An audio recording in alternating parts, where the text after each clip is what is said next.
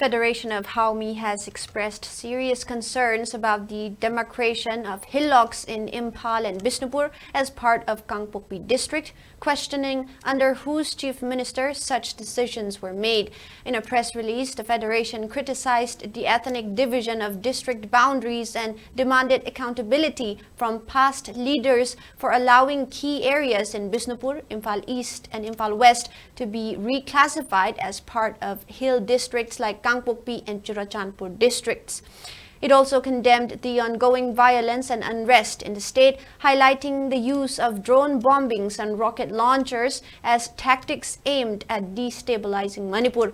They claimed that these actions are intended to foster disunity within the community and disrupt economic activities.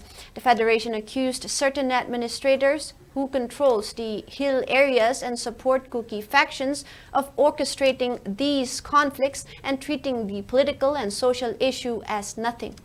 Federation of Haumi further reiterated the importance of resisting efforts to create division and called for a unified and stronger response to counter the forces attempting to destabilize the state.